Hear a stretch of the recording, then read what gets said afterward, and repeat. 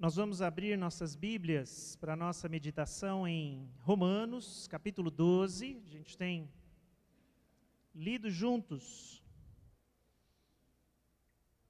Capítulo 12.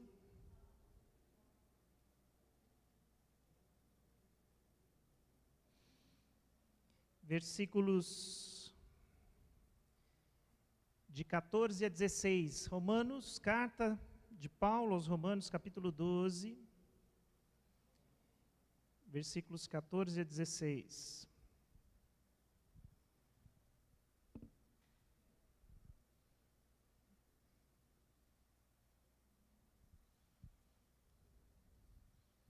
Assim diz a palavra: abençoem aqueles que os perseguem, abençoem e não amaldiçoem.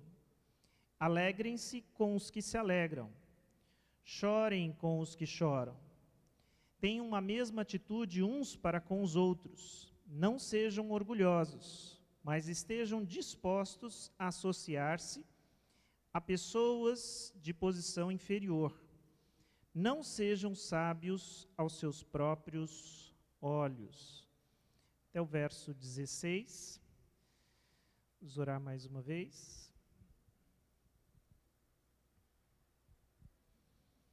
Senhor Jesus, obrigado, ó Deus, por esse tempo que o Senhor nos permite estar aqui, pela Tua palavra, pela Tua graça, pelo Teu Espírito.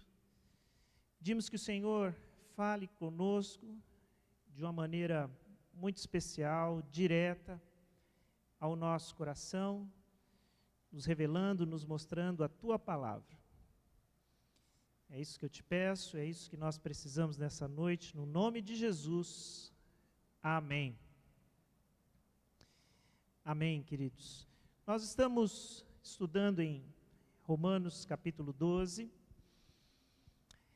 a respeito daquilo que a gente tem chamado de uma vida transformada, experimentando a boa, agradável e perfeita vontade de Deus.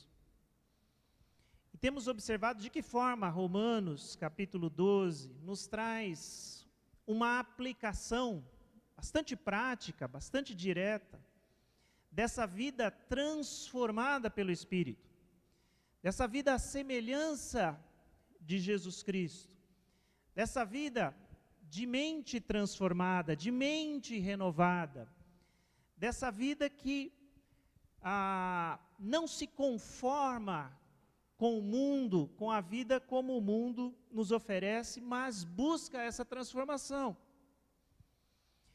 E como eu disse, o capítulo inteiro de Romanos 12, Paulo nos dá muitos exemplos.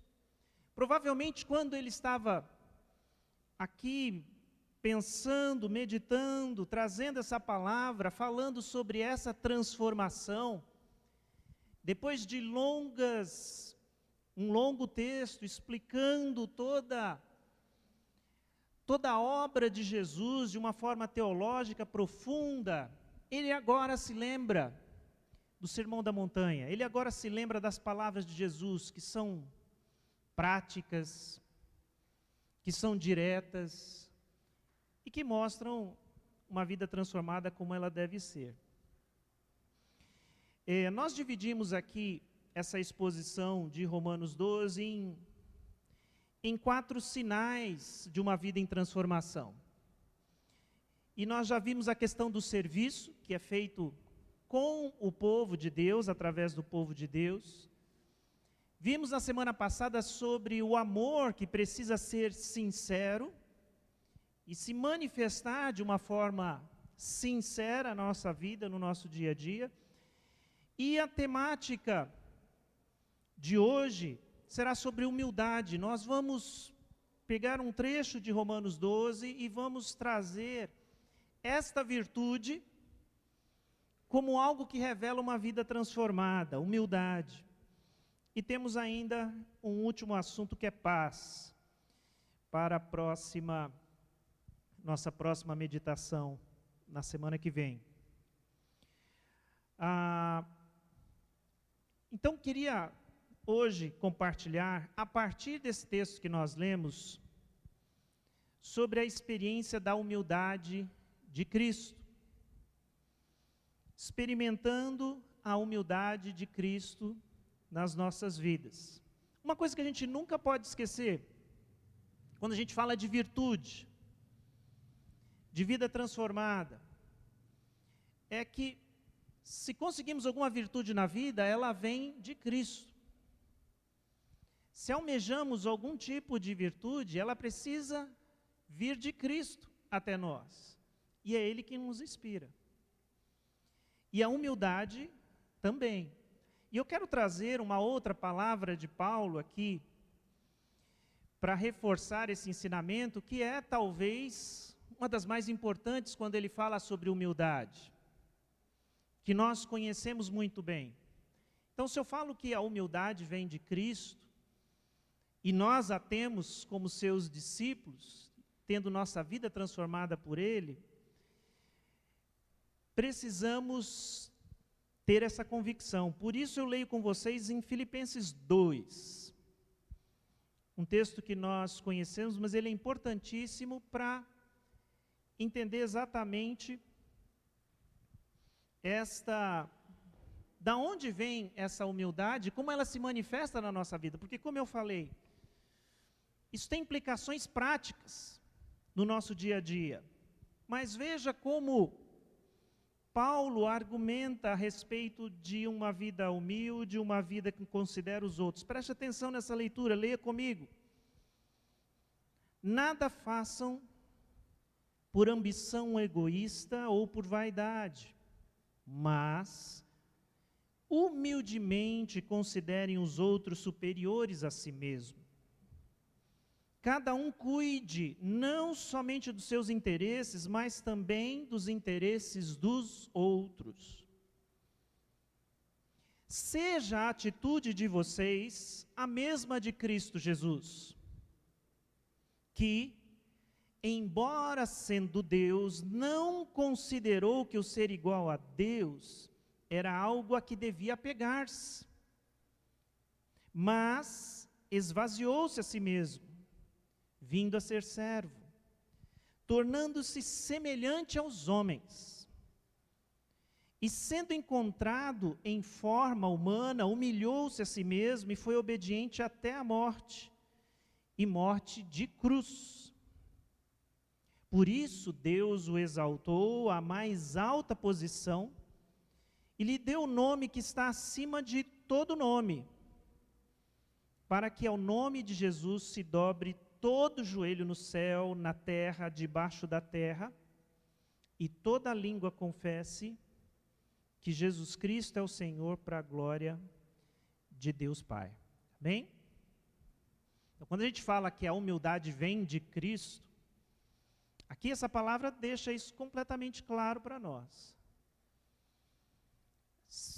O nosso modelo, o nosso espelho é Jesus Cristo, que foi humilde, que sendo Deus, se fez homem, se esvaziou.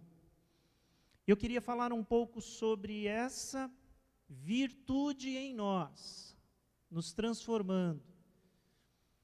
E como aqui nesses poucos versos de Romanos 12, nós temos dessa virtude aqui trabalhando em nós. Em primeiro lugar, humildade para dentro.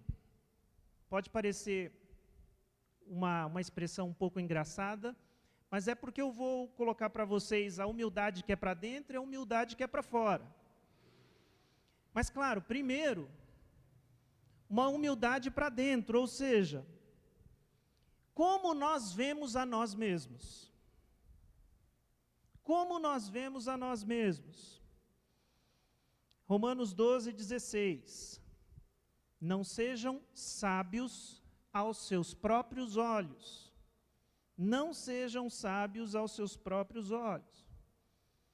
Qual é o conceito que você tem de você mesmo? O que você acha que você é? Sábio? Sábia? bom, boa, espiritual, o que eu sou, ou o que eu acho que sou. Muito interessante essa palavra de Paulo. Não seja sábio aos seus próprios olhos. Não ache que você é sábio. Isso não é muito sábio. Achar-se sábio. Na verdade, de uma forma muito prática, nós precisamos ser sábios, mas quem precisa nos considerar sábios são os outros. É no convívio, é na comunhão, é no agir, é que mostramos sabedoria, bondade, espiritualidade. Nós devemos estar cientes das nossas limitações, de quem nós somos, nosso pecado, da nossa espiritualidade frágil, da nossa natureza.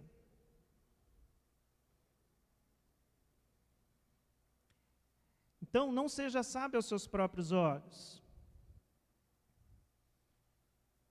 Cristo, ele é a nossa maior referência. Mas olha que coisa muito interessante. A experiência de Cristo é muito diferente da nossa experiência em relação à humildade. Porque a experiência de Cristo em relação à humildade é uma experiência de esvaziamento. Acabamos de ler isso.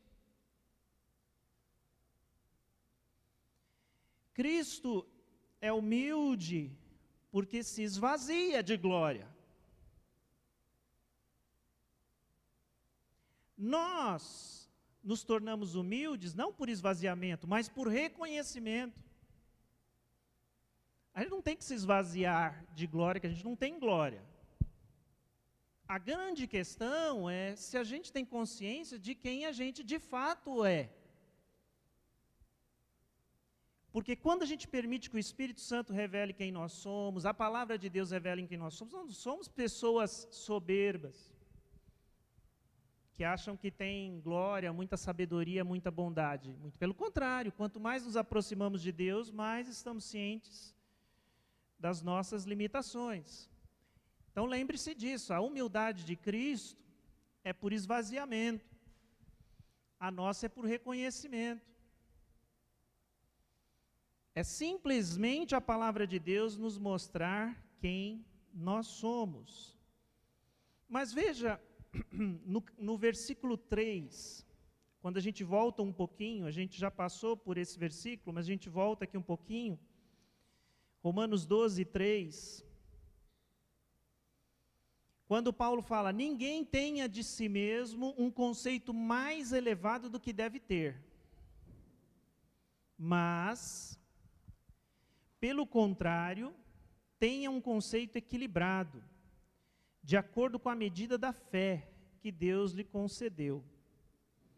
Conceito equilibrado. Que bom que Paulo usa essa expressão aqui.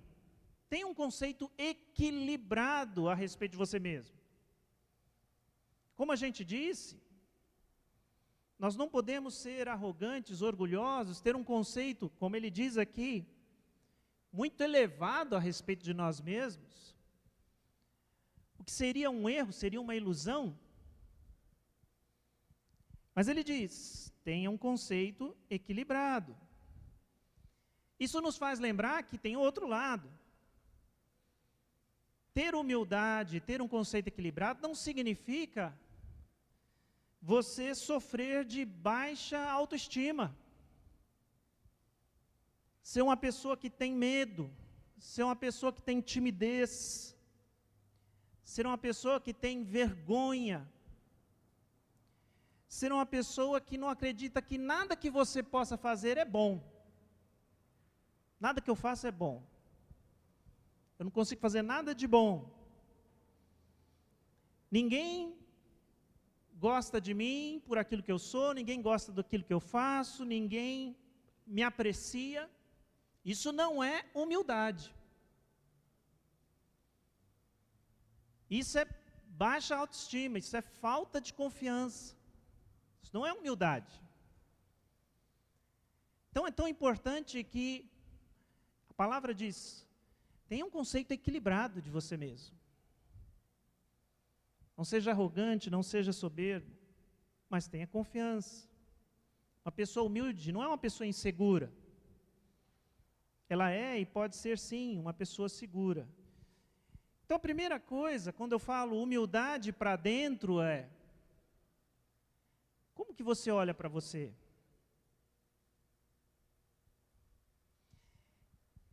Eu faço uma diferença entre humildade e modéstia, que eu confesso que eu não tenho certeza se é técnica, rígida. Mas, pelo menos, dá para usar para a gente entender essa questão de humildade para dentro, humildade e uma humildade que não está para dentro. A humildade é quando você dentro ali, na sua mente, no seu coração, você sabe que você não é melhor do que ninguém. Você sabe. A modéstia é quando você não sabe disso, você não acha isso, mas você fala isso para os outros. Não, quem sou eu? Eu não sou ninguém. Você só fala da boca para fora, por dentro você está se achando o máximo. Eu falo que isso é modéstia. Nós não somos convidados à modéstia, ou seja, a parecer humildes. A humildade verdadeira, ela é interior.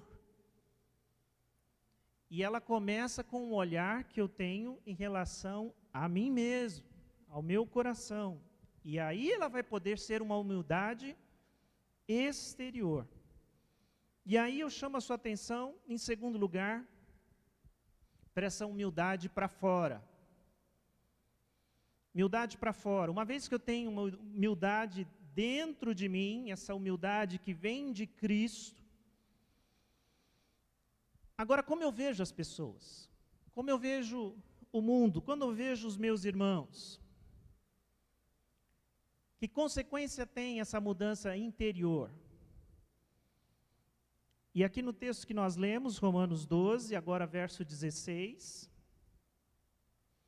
Não sejam orgulhosos, estejam dispostos a associar-se a pessoas de posição inferior. A humildade é uma virtude interior, mas que transborda para os nossos relacionamentos. Olha como Paulo aqui está sendo muito prático em relação à atitude humilde. Não sejam arrogantes, mas se associem com pessoas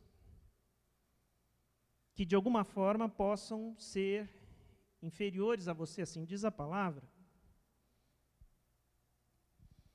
O fato, meus irmãos, que é muito natural, normal, que a gente queira se relacionar apenas com pessoas que estão no mesmo nível que nós. Seja esse nível social, seja esse nível intelectual, e até uma coisa natural, como eu disse, porque existem afinidades. Você vai conversar com uma pessoa e os assuntos ou se cruzam ou não se cruzam, por diversas razões. Então a gente procura esse match, né? Essa forma de relação. Socialmente, culturalmente, intelectualmente, espiritualmente. É normal que se busque, eu quero ter relacionamento com alguém no meu nível, sim. Isso é natural, mas isso não é espiritual. O que Deus quer de nós, o que o Espírito pede de nós, é que nos relacionemos com pessoas que estejam em outro estágio, por muitas razões na vida. Seja um estágio social, intelectual, cultural. Essa é a vontade de Deus, que a gente se relacione com qualquer pessoa. Sem soberba, mas também sem timidez. Sem medo, sem baixa autoestima. E, irmãos, isso é um grande desafio para a igreja. Grande desafio. Não só para a nossa igreja, para qualquer igreja, para a igreja de Jesus. Ser igreja heterogênea. O que isso significa? Igreja para todo tipo de gente. Essa é a vontade do Espírito Santo. Que na comunidade de Cristo tenham gente rica, gente pobre, gente estabilizada, gente com dificuldade, gente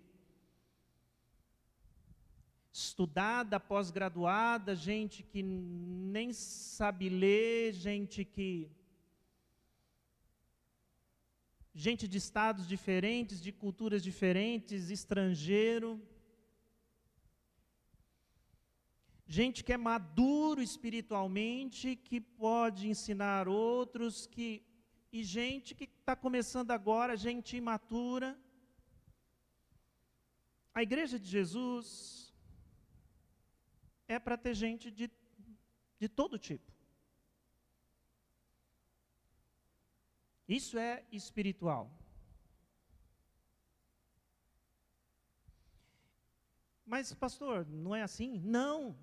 Existe uma outra coisa dentro de nós, que é esse jeito social da gente se organizar, que faz com que a gente queira procurar os nossos iguais somente. E se a gente deixar, a gente faz isso na igreja também. A gente faz igreja de rico, igreja de pobre, igreja disso, igreja daquilo, igreja de jovem, igreja de criança, igreja de velho. Para cada um ficar confortável na sua zona de conforto. Igreja não tem conforto. É comunidade dos discípulos, de gente transformada, convidada para o reino. Então, a pessoa que está do meu lado pode ser uma pessoa totalmente diferente, é para ser assim. E eu sou chamado a amá-la e chamá-la de irmão, irmã. Paulo sabia disso e ele vai direto, né? Ele fala: seja humilde, não seja soberbo. Mostre isso através da forma com que você se relaciona com pessoas. Por isso que eu vejo que é tão importante essa palavra nos dizer que existe essa humildade dentro, mas ela também é para fora. Você pode me dizer: eu me considero uma pessoa humilde, nunca fiz nada, demonstrei superioridade a ninguém. Mas eu me pergunto a você, com quem você se relaciona?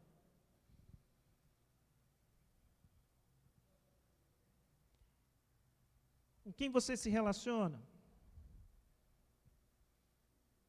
No seu ambiente de trabalho, no seu ambiente de estudo, por exemplo, você teria algum constrangimento em conversar, em ter amizade com a pessoa que é da limpeza, com a pessoa que é da cozinha?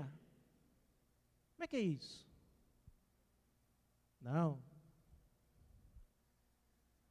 É cada um no seu lugar, cada um tem suas relações, suas amizades, seu grupo. Será? Diante daquilo que Cristo nos ensina, diante do chamado que nós temos, será que é assim para nós? Ah, mas os interesses são diferentes, são.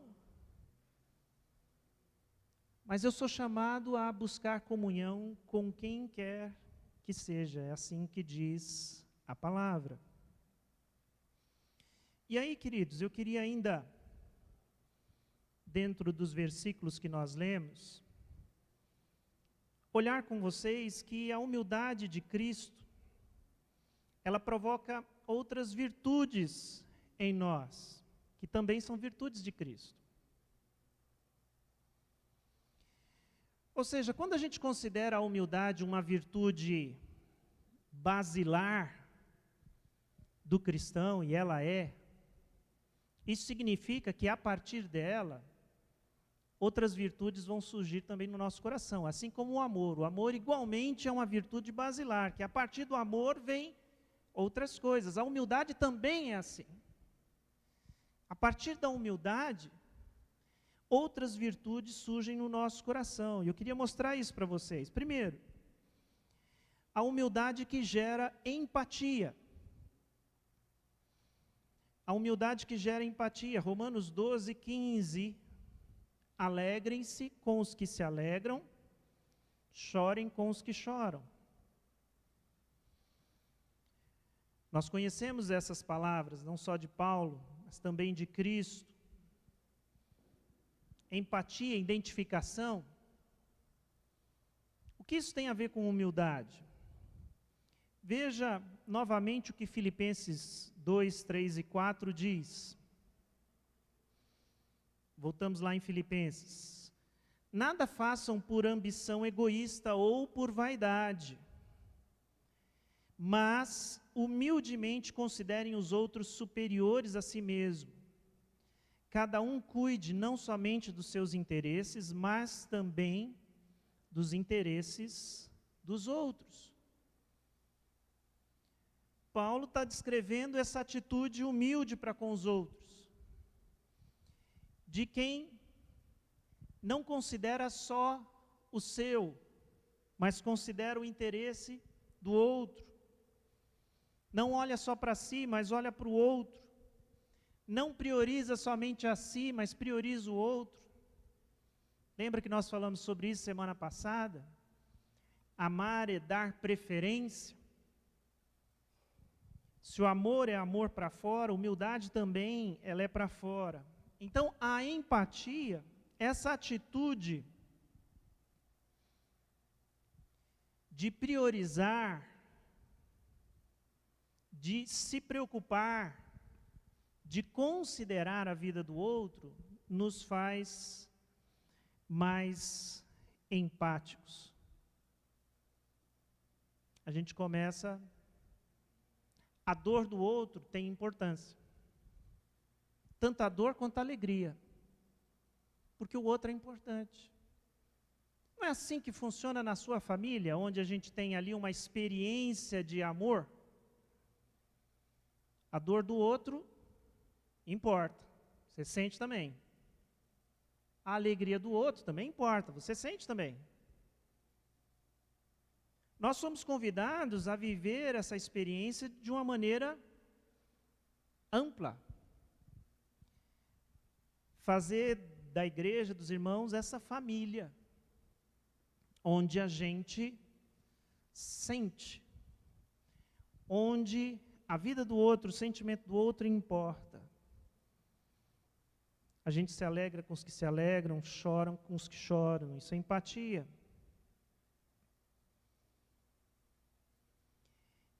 E principalmente a primeira parte, que a gente entende o chorar com os que choram até com uma questão de amor. Talvez essa seja uma questão mais importante, amor.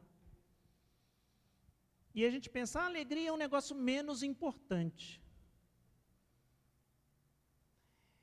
E é na alegria, com a alegria dos outros, que a humildade é mais necessária. Porque a humildade permite que eu me alegre com a alegria do outro. Porque sem humildade, a alegria do outro significa para mim inveja, ciúmes. Eu que queria estar no lugar dela. Às vezes a gente não consegue se alegrar com o outro porque fica logo fazendo aquela comparação. Não merece. Ganhou, alcançou, mas não merece. Eu fiz muito mais. Percebe? Às vezes a gente não fala isso, mas pensa, sente isso. Procure testar isso na sua vida. Não só a sua capacidade de chorar com os que choram, sentir a dor de outras pessoas, isso é muito importante. Mas procure perceber se você tem capacidade de se alegrar com os que se alegram.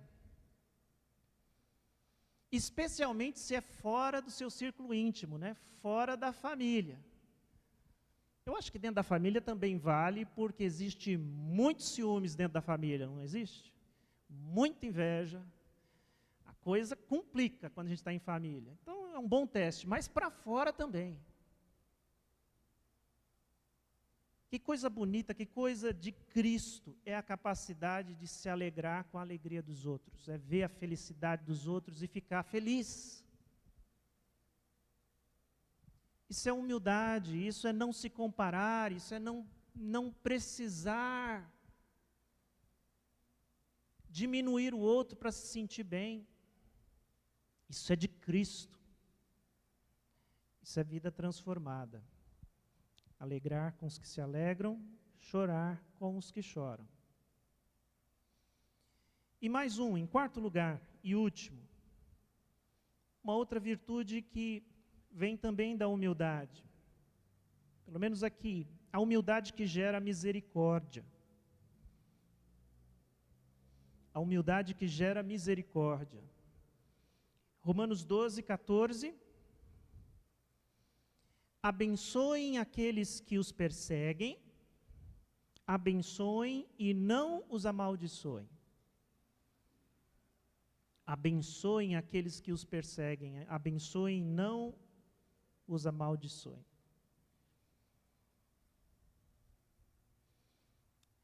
Misericórdia. Em primeiro lugar, falar um pouco sobre oração.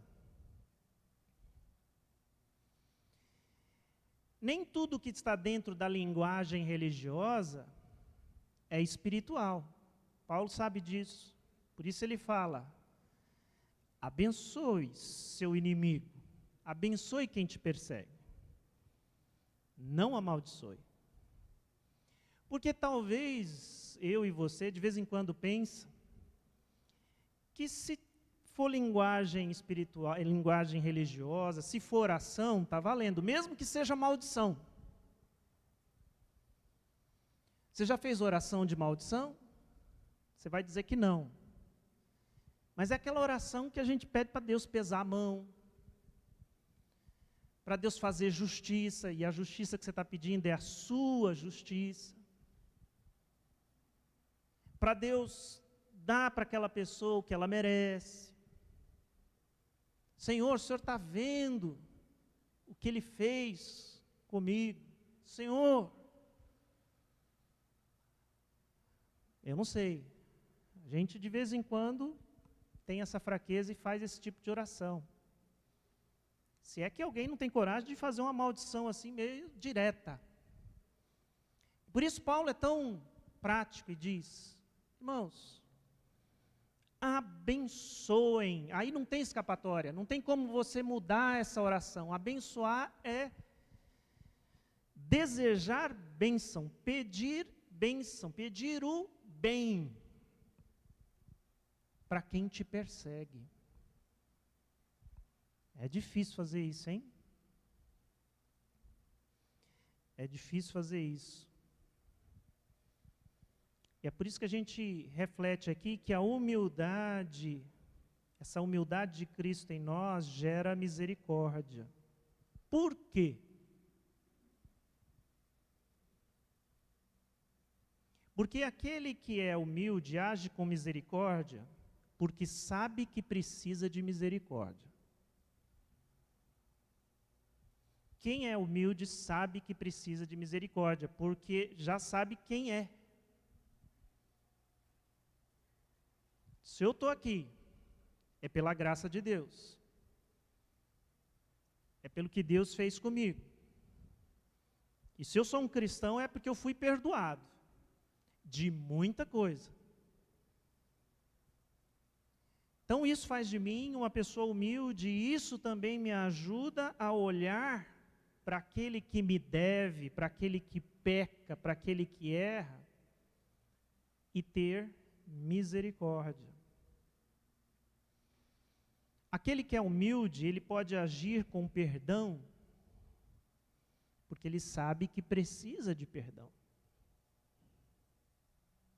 Isso é tão importante que Jesus contou uma parábola só para ensinar isso. que nós conhecemos como a parábola do credor incompassivo. Jesus disse: um rei um dia resolveu acertar contas com seus servos e foi chamando. Você está me devendo quanto? Aí, não sei quantos denários, era uma fortuna. Aquele servo não tinha como pagar.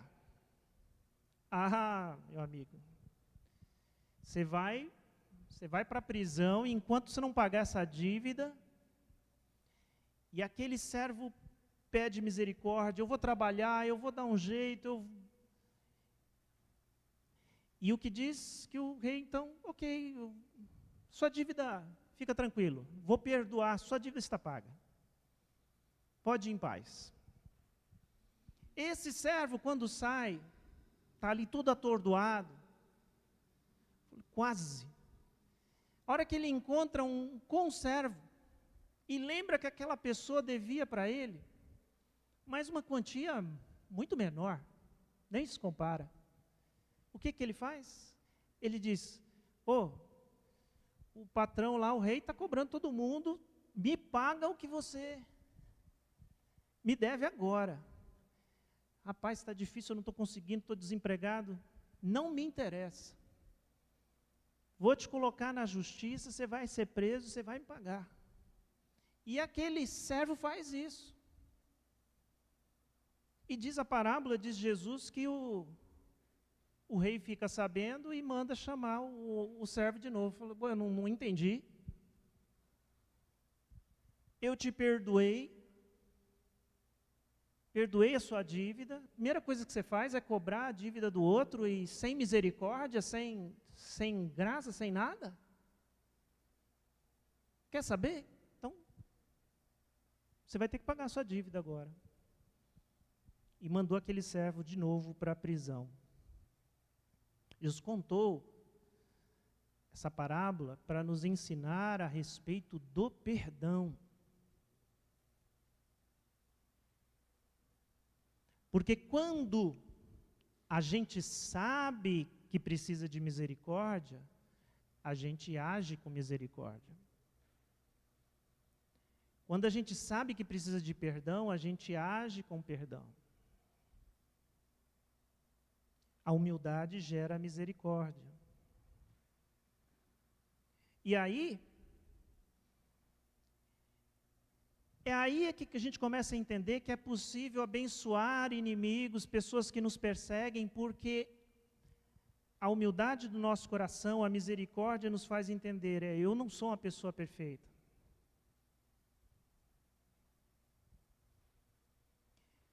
Eu também precisei da misericórdia de Deus. Por que eu não posso? Eu posso.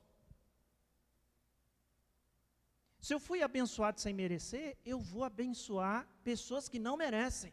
Eu vou fazer isso, porque eu aprendi com quem fez comigo. Entende qual que é a lógica do reino? Nossa, pastor, mas isso é difícil demais. Difícil mas é muito sério, viu? Porque isso é tão sério que Jesus colocou isso na oração que ele ensinou para os discípulos. Jesus disse: orem assim: Pai, perdoa as nossas dívidas, assim como nós perdoamos aqueles que nos têm ofendido.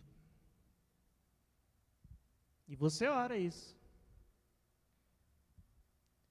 Aí no fim, você está orando para Deus não te perdoar? Ou para Deus te perdoar? Porque como está o teu exercício de perdão, o teu exercício de misericórdia? Jesus ensina isso aos discípulos para provocar reflexão, espiritualidade. Então, queridos, a palavra de hoje, experimentando, buscando a humildade de Cristo, é a gente entender que essa virtude maravilhosa, que é de Jesus, que Paulo, com essas palavras tão corretas, entendeu que nosso paradigma de humildade é Jesus. Porque Ele é aquele que desce da glória, não toma para si o direito de ser chamado Deus, abre mão, se esvazia e vem habitar entre os homens e se torna servo, servo de todos, servo obediente, servo até a morte. Não existe ninguém mais humilde do que Cristo. Agora, é muito vergonhoso que a gente ache que tem algum motivo para ser soberbo. Se a gente olhar para Cristo, essa vontade desaparece rapidinho. Quem nós somos?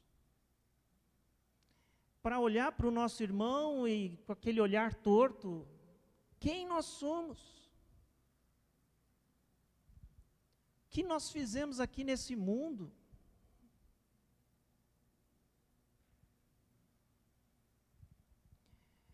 A humildade de Cristo em nós, transformando a nossa vida, transformando o nosso coração, começando lá dentro e transbordando para fora, para os nossos relacionamentos. Amém, irmãos? Baixe sua cabeça, vamos orar mais uma vez.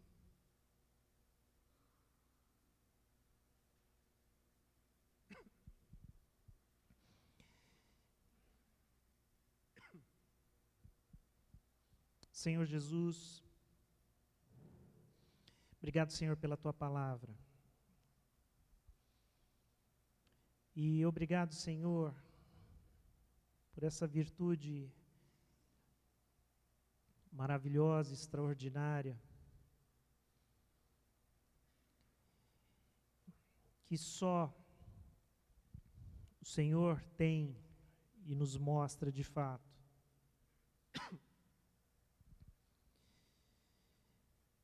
Mas como teus discípulos,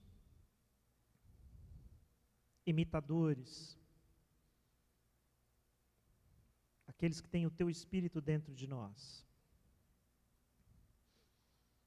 queremos ser assim também, Senhor. E nos transforma o nosso interior, nosso olhar para nós mesmos, nosso olhar para as pessoas,